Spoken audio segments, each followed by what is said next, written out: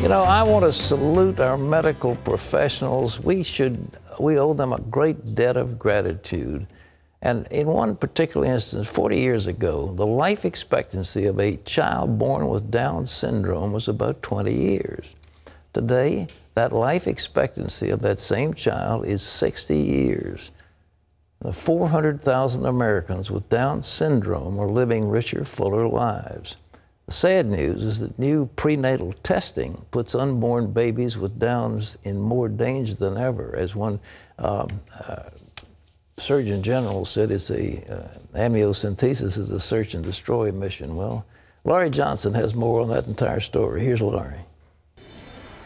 Until now, pregnant women who wanted to know if they carried a baby with Down syndrome had to wait about 17 weeks and risk a miscarriage to learn the answer. Today, there's a faster, safer way to find out. All it takes is a simple blood test as early as 9 weeks into the pregnancy. Unfortunately, that leads to far more decisions about whether to abort.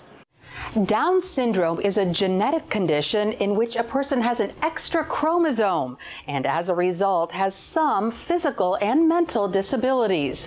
For every 10 expectant mothers who are told their baby has Down syndrome, 8 choose to abort that child.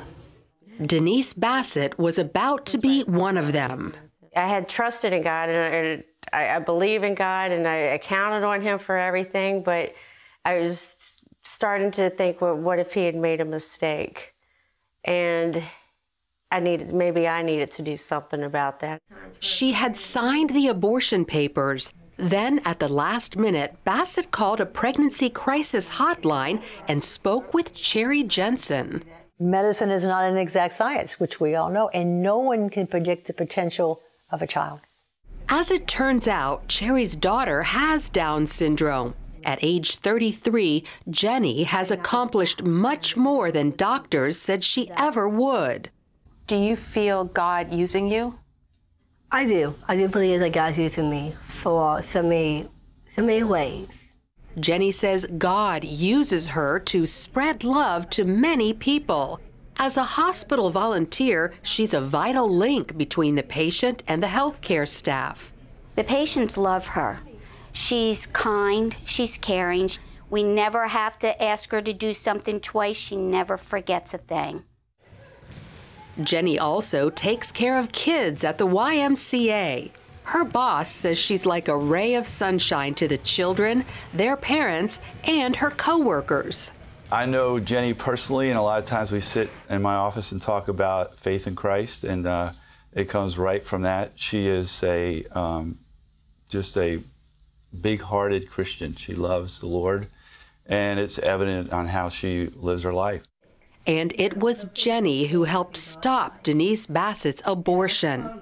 Jenny's mother, Cherry, convinced Denise to postpone her decision until she met Jenny. When Jenny prayed over the food, I'd realized the love that she has for God. And then when in our conversation she was talking, she had just touched my arm. And I really believed it was God speaking through her to me, telling me not to be afraid and trust in Him again. And with that, Denise decided not to abort her child. God gives life. It's not your decision to take it. I'm so big! Yay! Months later, Denise had her baby, a little girl named Abby, and is so glad she did. My daughter is beautiful. She is born with no heart problems, no kidney problems, no leukemia. She's more advanced than what I ever thought she would be. Denise says God has opened all kinds of doors to provide for her and Abby. And as you can imagine, 2 of their dearest friends are Cherry and Jenny, who help pave the way. Laurie Johnson, CBN News.